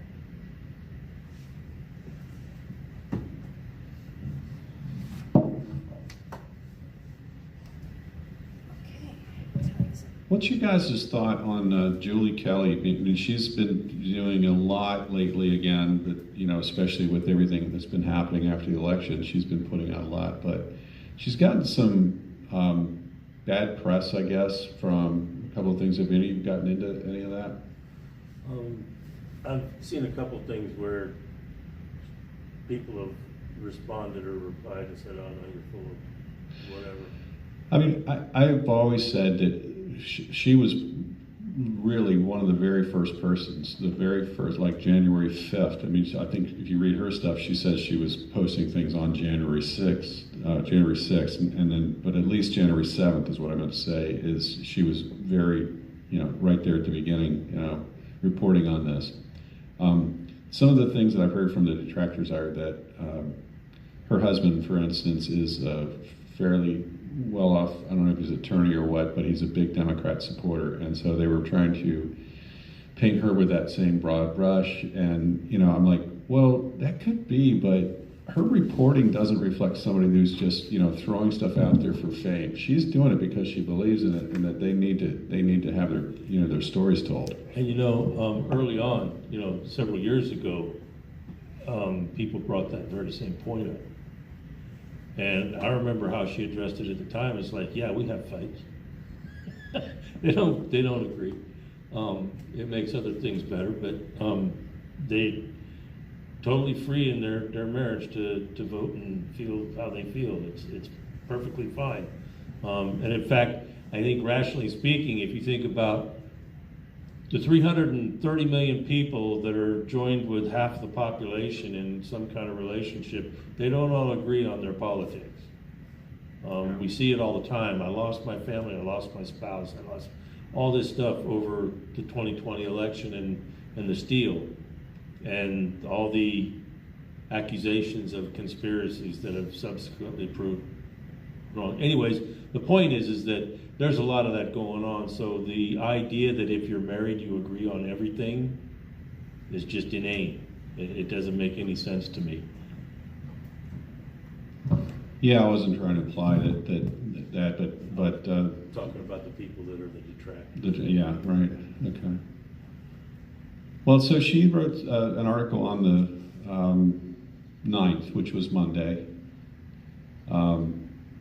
Nearly 4 years later, no let-up in January 6 prosecutions, possible pardons or not. And so she's kind of summed up exactly what we were touching on here, that they're continuing to push forward with so much of this sentencing, resentencing, and trying to push trials forward, setting dates that are unreasonable. But I would highly recommend people to check out Julie Kelly. Is my bottom line here. I just think I learn a lot from what she has to say. She kind of walked through this piece of this article. She calls out Merrick Garland, Matthew Graves, Judge Dabney Friedrich. Judge Friedrich was the one who was kind of chuckling about setting the April 1 date. Judge Amy Berman Jackson, she quotes here saying that she calls January 6th an attack on Congress and a riot. So there you go for unbiased. Judge Beryl Fox News Howell. was the first to do that. Fox News was the first to call it a riot. Fox News called it a riot first. They did it on Tuesday night Yeah. at like 6 o'clock. Here's some Saw it. Here's some quotes that Julie puts in there from these various judges. Judge Reggie Walton said, "The potential future exercise of the discretionary pardon power and executive branch authority is irrelevant to the court's obligation to carry out the legal responsibilities of the judicial branch." And that, he said, in a November 7th order denying motion to postpone sentencing. Judge Amit Mehta, defendant's speculation that he may receive a pardon is not good cause to stay this matter. Said that on November 11th in an order denying motion to continue trial. Judge Paul Friedman, whatever the president-elect may or may not do with respect to some of those charged for their conduct at the Capitol on January 6, 2021 is irrelevant to the court's independent and legal responsibilities under Article 3 of the Constitution. In a November 12th order denying motion to continue trial. Judge Colleen Kolar-Kotelly, the principal basis for the defendant's requested continuance are that President-elect Donald Trump has repeatedly stated that he would pardon those involved in the January 6th riot and that a new Attorney General may dismiss the case against him. The court joins others in this district in rejecting defendant's invitation to speculate about future clemency on charging decisions. And that was a November 21st order denying motion to continue trial. And then finally, Chief Judge James Boasberg. Speculation as to what the incoming administration may do is not a basis for continuance. That was a December 2nd order denying motion to postpone sentencing. Judge Lamberth immediately remanded a J6er to custody this month. That was Purdy, Matthew Purdy, to make sure he spent some time in jail before any presidential pardon spared him. So, yeah. Someone with more time than me should look into how much one of those court hearings cost the taxpayers and how much money is made off of it. So if anybody can't hear that in the background, the question is, the proposal is that someone should figure out what is the cost of a court proceeding. So let's think about it. I mean, I know one of the attorneys is charging $15,000 an appearance, a defense attorney. So you do that plus what they pay the government side of it, plus the court reporters and everybody else that's, all the other staff that's involved in a court. It's got to be hundreds of thousands of dollars per case, that's going through there. It is. Per case or per time they're in that room? Oh, I think that would probably be the more interesting one. What's it cost per hour in the courtroom? That's what you want to get at. Yeah.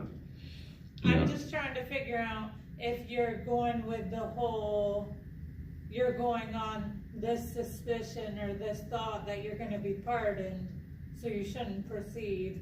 Well, how much are you making that you want to keep proceeding? Because you're not doing this just because you might not get a pardon. Yeah, they're well, obviously they set the schedule, so I don't know. It's a great question, but this whole thing. I mean, Merrick Garland, the biggest criminal investigation in Justice Department history. I don't know what the price tag is up to now, but think about it. We live in such a crazy world. What do we just authorize? Biden's going to send another $50 billion to Ukraine. I mean, after he pardoned 1,500 people. 1,500 people pardoned. Yeah. And if you haven't got a clue of what's on that list of pardons, good God. Yeah, that's pretty crazy. I don't want to hear a word when J6ers get theirs. Well, they gave clemency to a lot of people. A lot of those 1,500 people were supposedly minor drug charges. Minor drug charges and so on. Hello, this is a prepaid call from John Manuel. An inmate at the Washington, D.C. Central Detention Facility. To accept this call, press 0. To refuse this call, hang up or press 1.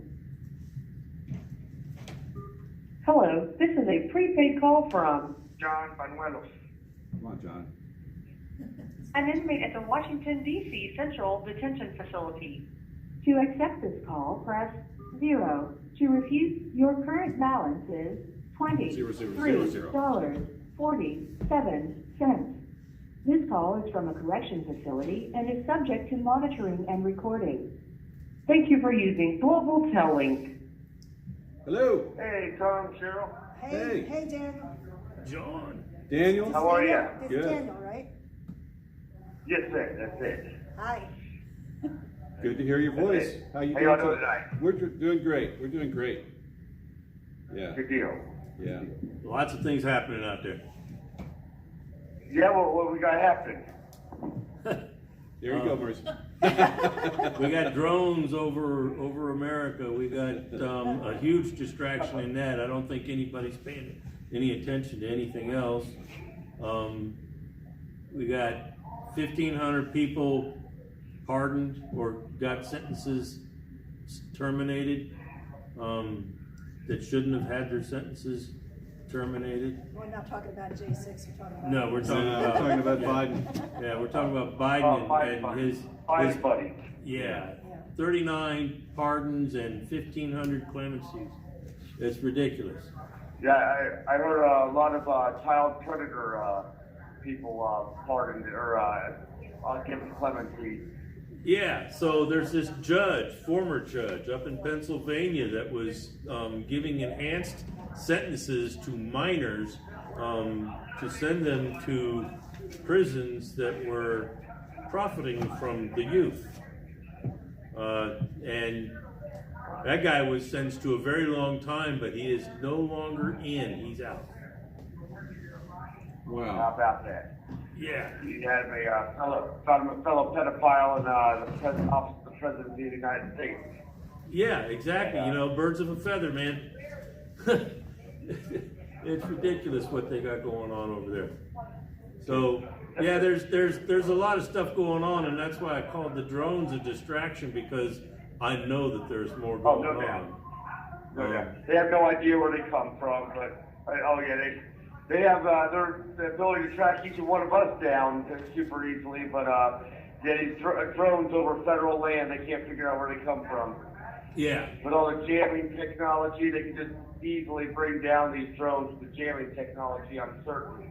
I'm sure that our government knows exactly where they've taken off from, where they land, what exactly they're doing in flight. They're full of shit. Exactly. Yeah, they're mapping out the area. Yeah. So yeah, that's what they were saying most recently. They're saying that they're flying like they're mapping the area, and I'm thinking, wouldn't it be easier to just use Google? Right. I mean, you can download the entire planet in computer readable form. So it's not hard.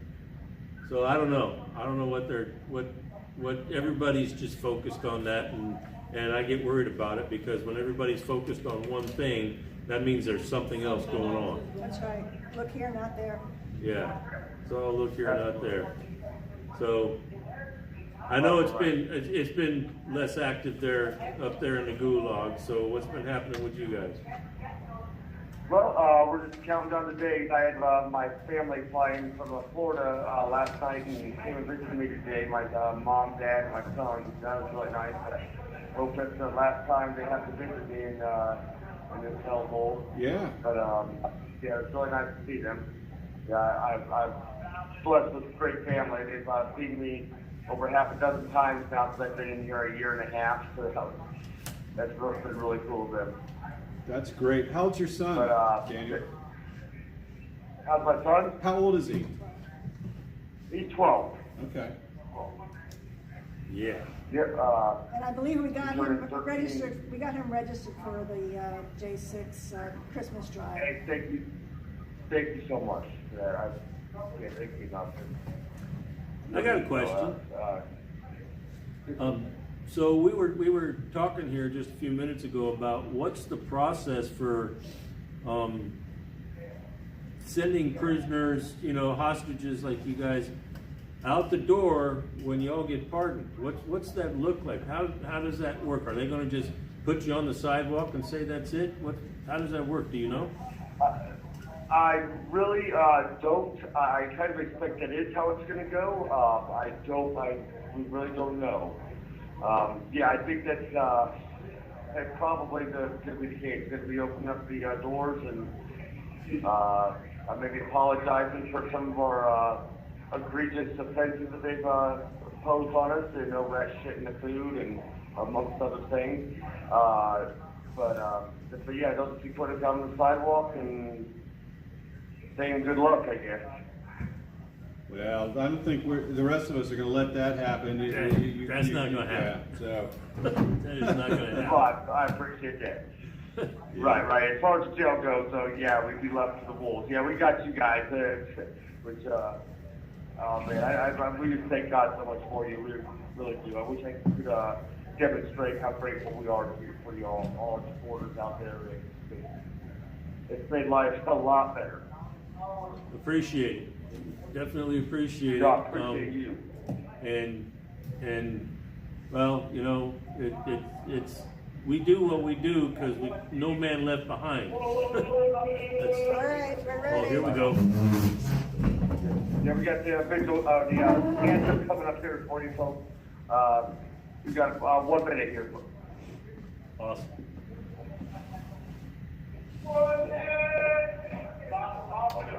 All right, folks, we're going to put the mic in the middle here. So, folks, y'all here just a moment. You sound good.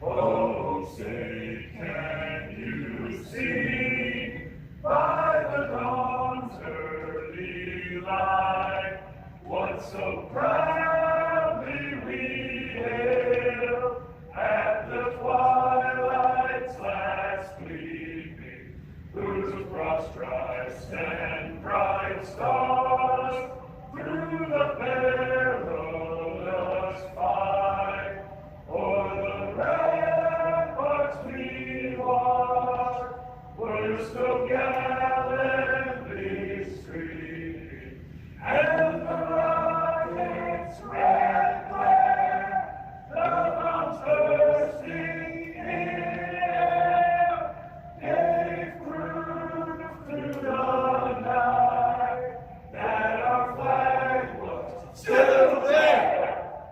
Oh, sailors, that star-spangled banner yet wave, o'er the land of the free and the home of the brave. USA! USA! USA! Fight, fight, fight! Fight, fight, fight! Fight, fight, fight! All right. We did it again. All right, so, and we're back. Did I go through all right for you? I came Oh out. yeah, that was you great. guys, awesome. That was excellent. Yeah, once again, I just want to thank you all so much. Anybody listening, thank you so much for your support. We got a little bad report from a poll earlier today on the DC Vigil saying that 60% of Americans do not want us pardoned.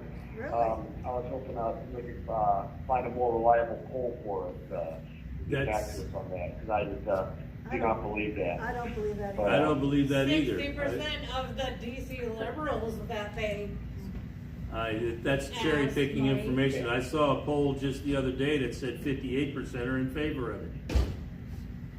So my dad told me that he saw a poll saying that the majority of Democrats Yes. were in favor of being pardoned.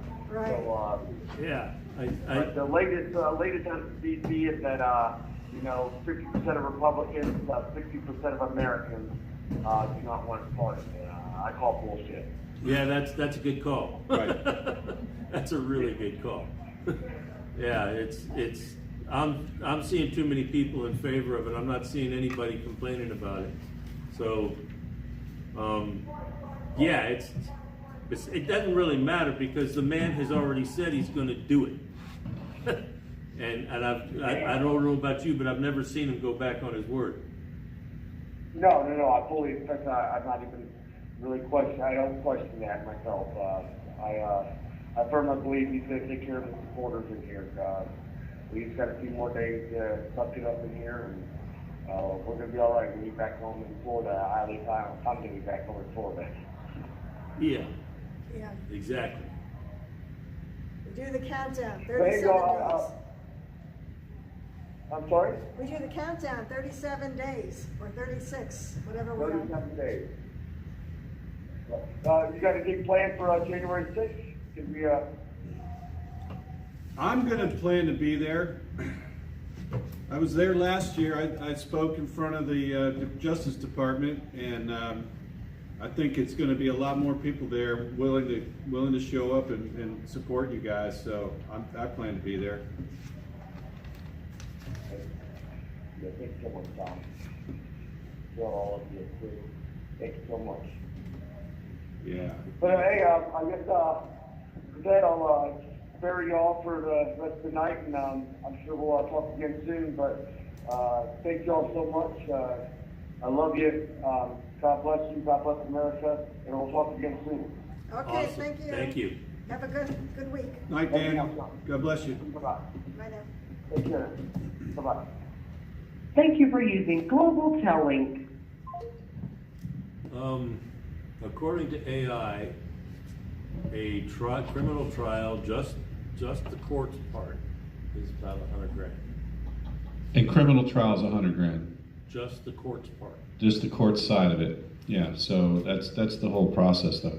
That's interesting. That's good. That was Daniel Ball, everybody, and so yeah, I'm not planning to be here next Friday. I'm going to be in DC. So we may do a live stream from there, but I don't think I'm going to take calls unless somebody just happens to call through. So if you want to let them know that. Yeah. But I'm going to be joining at Freedom Corner next Friday night. And also, you might want to let them know Tammy Perriman is working on a list. If you know a J6er who doesn't have the means to get home in the event of being pardoned, or doesn't have a home to go to, she needs to know that. All right, let's get that out there, everybody, too. Tammy Perryman, I can get a hold of her if anybody needs me to. But she's working on a list of people that might need help getting back to where they need to get to from DC. So After pardon. after pardon, yes, indeed. Because they're coming. All right. I think we'll shut it down. Hey, everybody that I don't get to speak to before then, have a Merry Christmas and support your local J6er. Have a good night, everybody. Good night.